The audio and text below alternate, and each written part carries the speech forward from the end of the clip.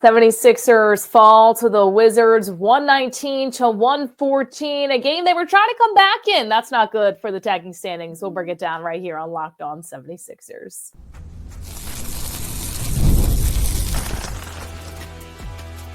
You are Locked On 76ers, your daily Philadelphia 76ers podcast, part of the Locked On Podcast Network, your team every day. What's going on, everybody? Welcome into Locked On 76ers. We're your host, Keith Pompey, 76ers beat writer. I'm Kayla Santiago, sideline reporter for the Delaware Blue Coats, the 76ers NBA G League affiliate. And today's episode is brought to you by FanDuel. Right now, new customers can get $200 in bonus bets when your first $5 bet wins. If you're watching us on YouTube, make sure to like, comment, subscribe, in addition to wherever you listen to your podcast. And you can also check us out on your free daily newsletter on LockedOnDaily.com. So, Keith, 76ers fall in a game where the score gives them a little bit of justice because early on, this game was not close. 45 points after quarter number one. Insane. Yeah, it was. I mean, it was just bad. I mean, it was. Here's the deal. You look at it, and you say to yourself, like, this is going to be a game that can the Sixers actually lose? I mean, we're not even thinking about winning anymore. It's like, can they lose? And you're thinking like, the Wizards are the worst team in the league, And next thing you know, the 76ers throw out a lineup, and then, they're not going to Quentin Grimes like they normally do and things like that. And they're getting blown away, right? So it's kind of like, the tanking is real. Like, hey, we look at the 76ers now, and you have to say to yourself, you know what? This team right now is 23-50. They lost 6 straight, and they lost 23 of their last 27 games. Life is good. Life is good. Yeah, they're getting ready to kick their feet back, relax on the beach in the offseason, wait to see where they end up in the lottery. That was the most points given up by the 76ers in an opening quarter this season. To the Washington Wizards, we are talking about, who currently is the second worst team record-wise in the NBA. Quentin Grimes finishes with 22 points in the end, Gershon Yabusele 21. But I was looking at the Wizards, and they're a team that is building around certain guys. We saw Alex Sarr. He had 24 points. Justin Champagnie had 18. Jordan Poole with 18 as well. And Sarr has been really good. The number 2 overall pick. He scored at least 19 points in 6 of his last 8 games. And this is the team we're talking about that could possibly fall in that top 1 or 2 pick range in the NBA draft too. So the Wizards kind of showing that, they're a bad team and they're a young team, but they got some really good young guys where they might be a pretty good team we're talking about in the next maybe 3 to 4 years once those guys get better and get some NBA reps under their belt.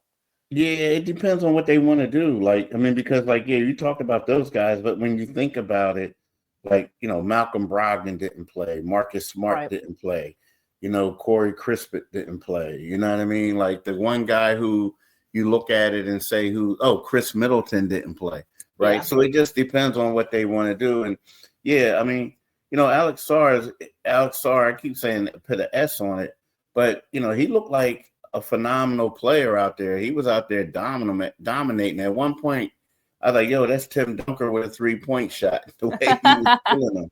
But yeah, the way we're looking at this team, they had Ricky Council playing the 3. You had Justin Edwards at the 4, Yabu at the 5, Grimes at the 2, and Jeff Doughton at point. So you look at it, this other team, they had young guys out there and they had better talent. But the crazy thing I'm going to say about this game, did you notice in the fourth quarter when both teams had their best players out the game? Now, they kept Sarr out there, but there was no more Jordan Poole. A couple other guys weren't out there. And then for the Sixers, they benched like Yabu and they benched Quentin Grimes. And then all of a sudden, when it got real obvious that, okay, we're making this comeback, you need to put them out there, they took and put them out there. But as soon as Yabu had his shot blocked, then all of a sudden they take him back out. You know what I mean? Like, it was obvious that both teams did not want to win this game. It was They obvious. And it's so crazy because when I saw, we watched that opening quarter and we're saying, okay, what are the Wizards trying to prove here? What are they trying to do? Because they're trying to stay in the top 2 in terms of NBA reverse standings right now. And then all of a sudden, the game starts to wind down. It's starting to get close. And I'm like, don't tell me the 76ers are going to try to come back in this thing right now. That is not what you're supposed to do. Don't tease people like that and try to come back when you've been falling to the Wizards really all game long and try to have a last-second comeback. So the 76ers, they tanked the correct way. The Wizards, on the other hand, they win the game, but they don't want to win either at this point. Now, granted, I don't really see many teams catching up to them and the Jazz right now. The Hornets are only, in terms of wins, 2 wins ahead of them too. But the Wizards and Hornets, I think they're not going to necessarily be in that same spot. I think the Hornets stay at 3, and then the Jazz and the Wizards, they could alternate as we get ready to the end of the season. But if the Wizards want to end up number 1 in reverse standings, they can't be winning games against the Philadelphia 76ers. They forgot the game plan there. Yeah. The one thing is, though, like the way they look at it is, 1, 2, we'll see what's going on. And I guess you're right. You don't want to lose. But at the same time, I don't think you want to be as blatant as the Sixers were. Yeah, right? But they literally did. I mean, let's face it. They had that lead, and then all of a sudden, they put a lineup out there where guys they knew they weren't. They were messing up. And it was crazy. It was at one point, I'm watching the game, and I just couldn't. I didn't laugh, but so AJ Johnson, really athletic guy. He had 9 points. He was a small forward for. Believe it or not, he was the small forward for the Wizards, but he ended up playing a lot of point guard in the second half, right? Mm-hmm. So there was one play where he's dribbling the ball. They do the pick and roll. The big comes, and Jared Butler rolls with the big and leaves, and he leaves AJ Johnson alone. Well, instead of Johnson burying a 3 or dribbling, going to the lane, he still tries to pass the ball to the big. And he did. He got it in there. And I'm like, yo, bro, like he left you. You're wide open. So you're seeing stuff like that, and then you're wondering, or you're not wondering. Now you're saying like, oh, I can see why this team came back, But I'm going to say this atmosphere tonight, it was Will Smith night, unofficially.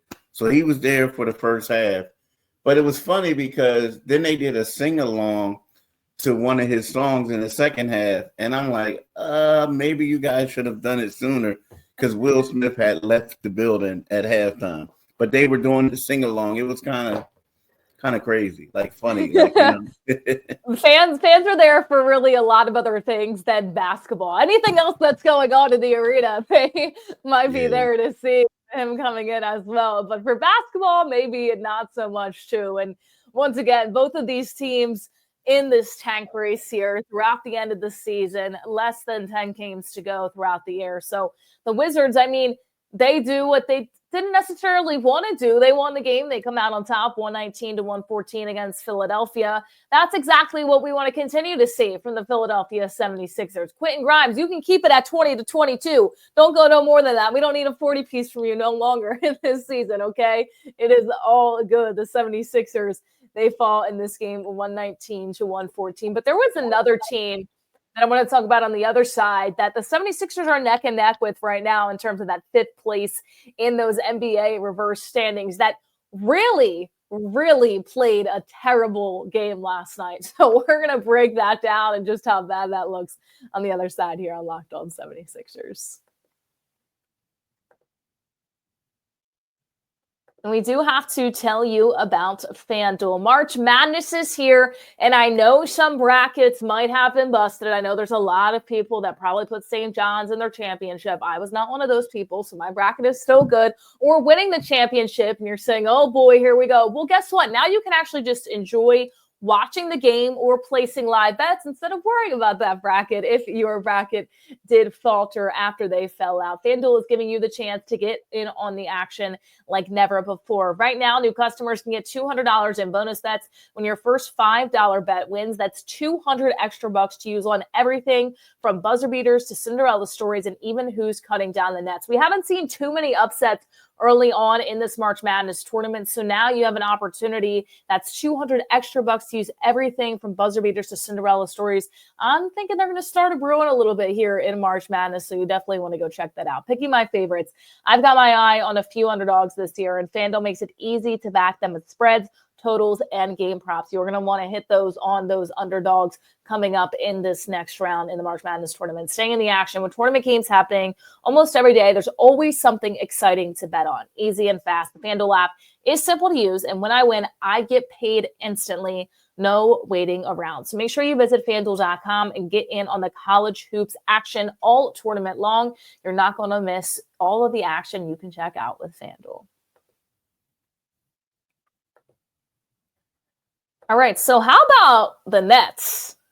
Because the Nets lose the Raptors 116-86. That game wasn't even close, and I'm thinking they might be a better tag team than the Philadelphia 76ers right now, Keith, and that could worry some people a little bit because, once again, they're neck and neck.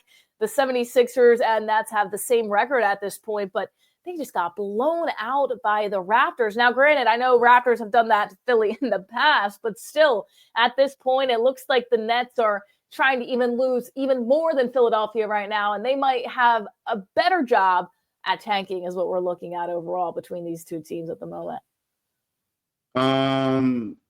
You know what? The thing is, yes, but also I also think that if you look at it for whatever reason, I think the Toronto Raptors are actually trying to win too.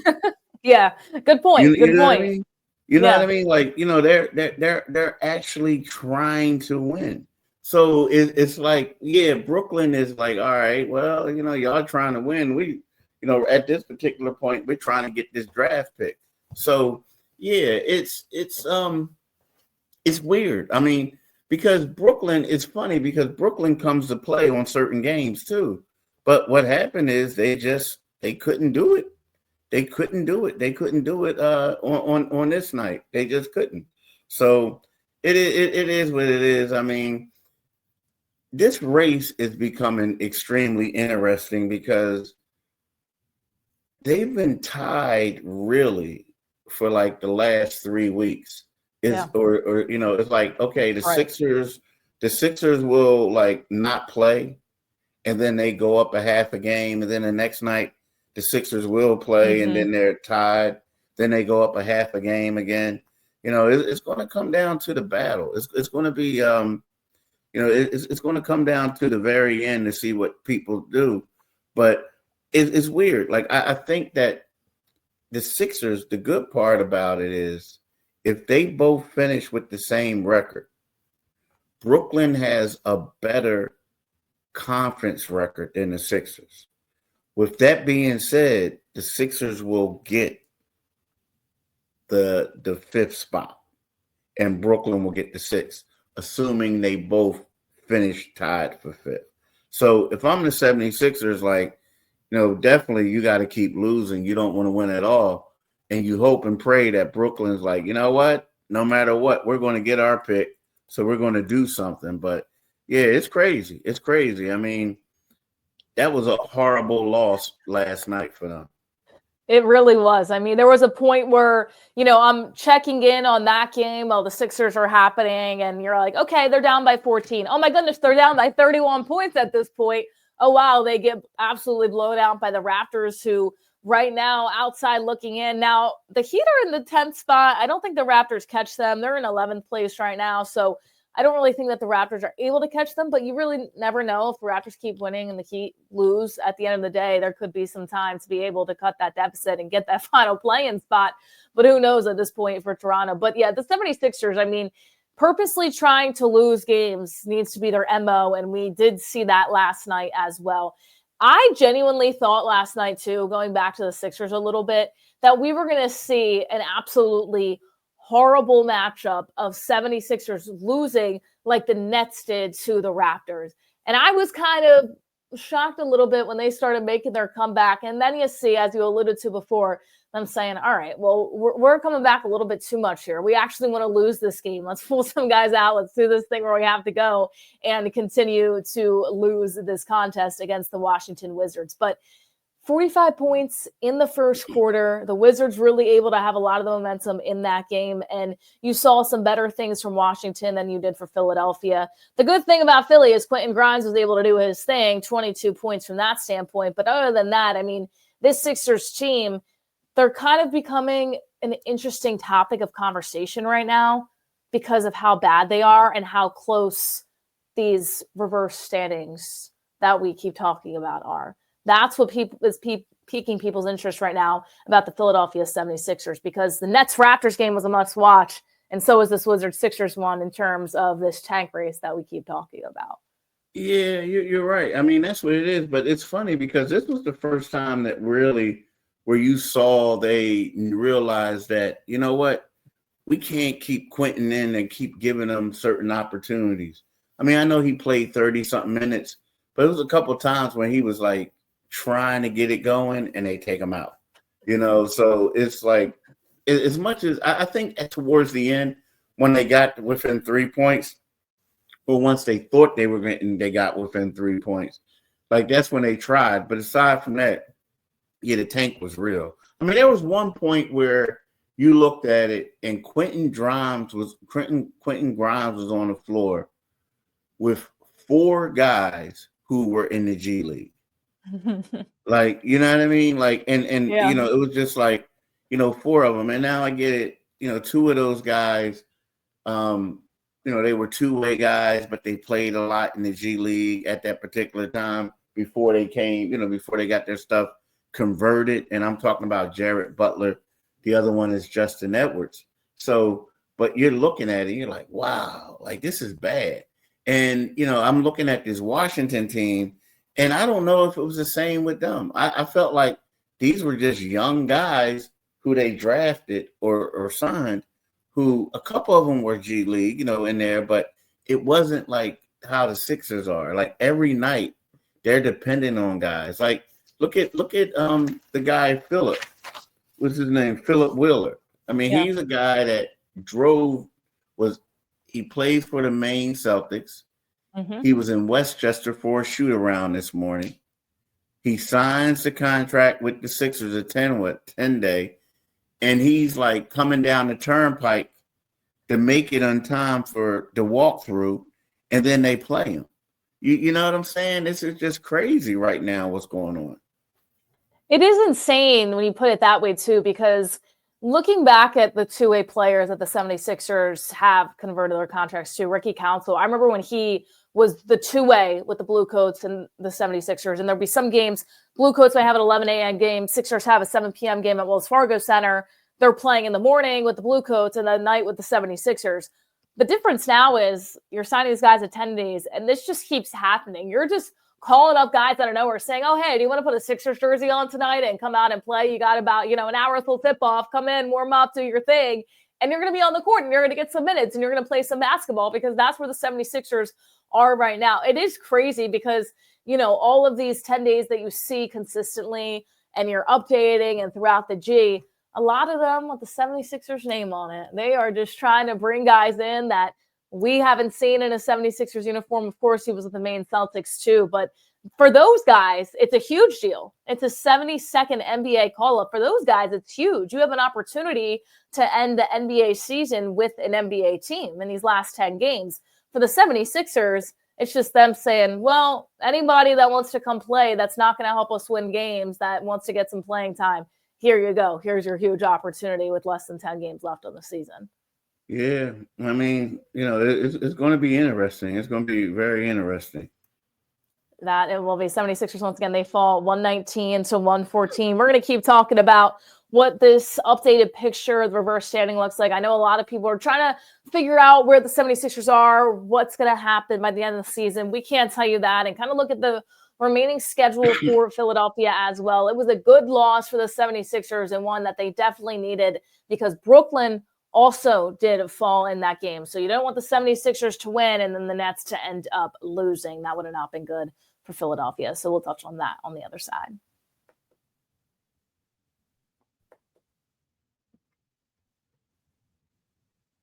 All right, so 76ers right now, when we look at reverse order and we keep, bringing up the reverse standings, I just want to list them for people right now that might be interested to where this is looking at. So 16-57 where the Jazz sit. They're currently number 1 at the top of that. 16-56 the Wizards, 18-54 the Hornets, Pelicans at 20-53, the Nets at 23-50 with the Philadelphia 76ers with that exact same record. And I look at the Nets schedule too, just looking forward.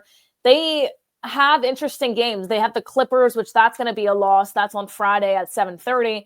Then they have the Wizards. And I'm very curious how the Wizards are going to play this game because of how they played the Philadelphia 76ers last night. That's in Washington. And the Wizards, they're going to get a pick just because of where they're at in the top 5 and the top 6.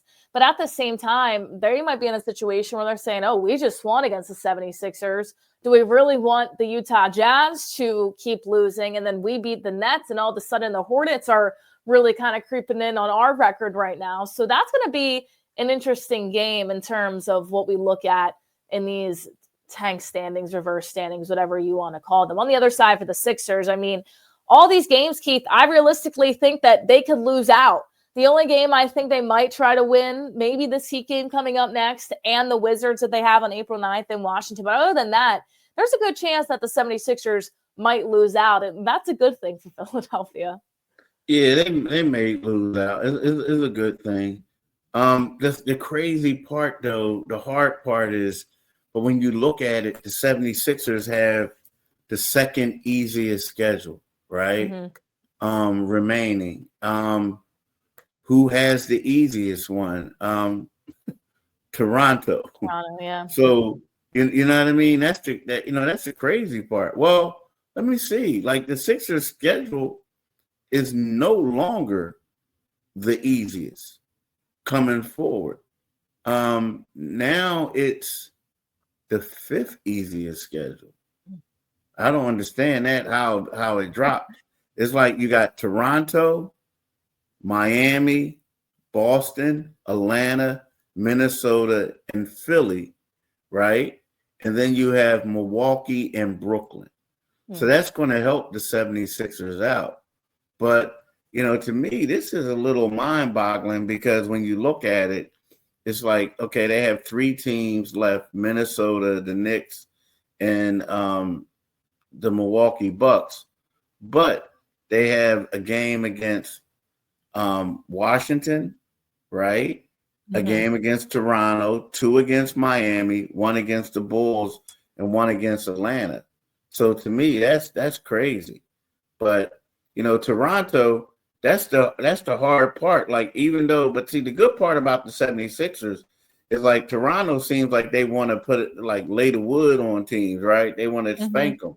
So with them having an easy record, then the 76ers are going to get some cushion between them. Now, the problem is, the Sixers, 3, 4, 5, 6, they have the 6th easiest schedule moving forward, and Brooklyn has the 8th.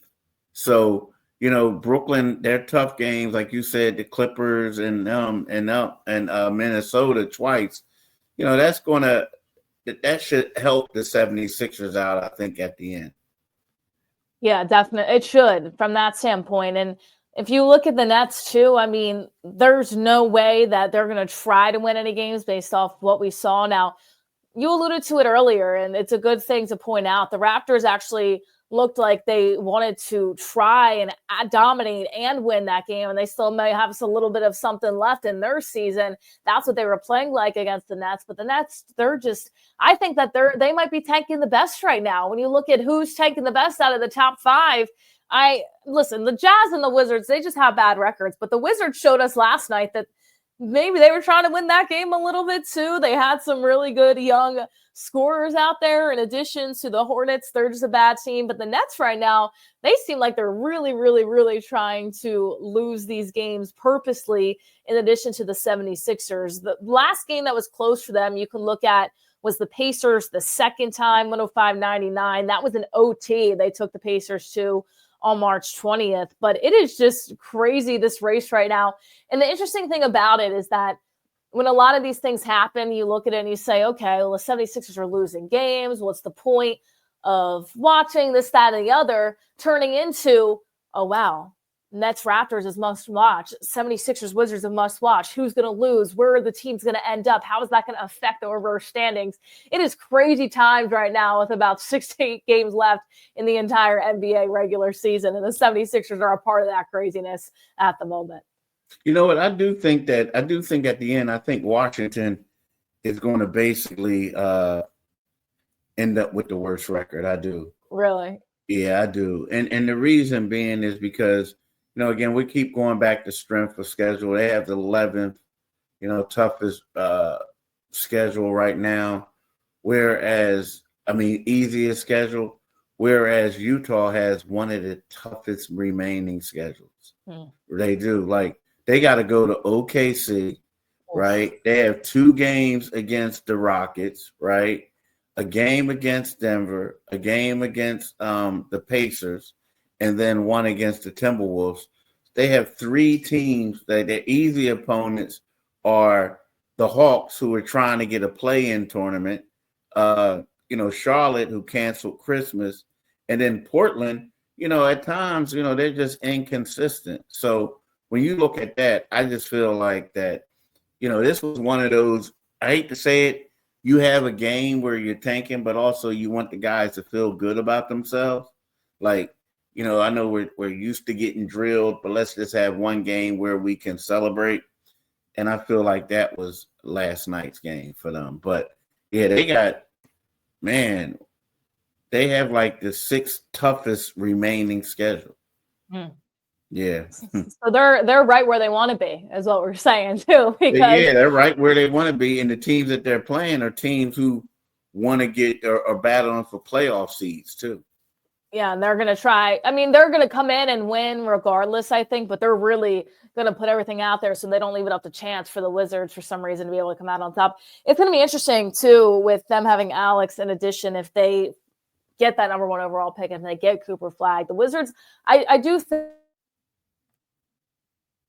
they're going to be a team, and as I alluded to in the beginning of the episode, in 3 to 4 years that you could look out for with that young talent if everything kind of works out as these players are projected to play well from college to the NBA, and if that translates, of course. It doesn't always translate, but it looks like with Cooper Flag, it might look at from the talent that he has and how it can be brought to the NBA too. So the Wizards might end up as the worst team, or it's the Jazz. There's a tight race there, but the race we're looking at is the Nets and the Philadelphia 76ers. Where will they end up?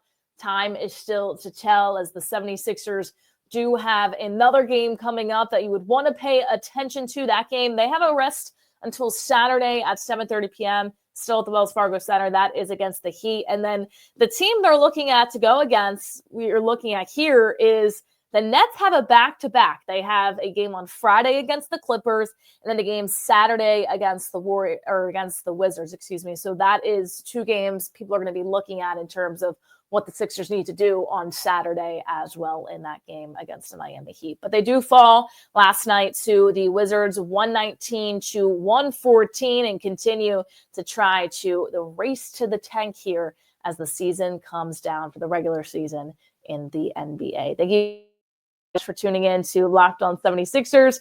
For Keith Pompey, I'm Kayla Santiago saying so long, and we will see you guys all next time.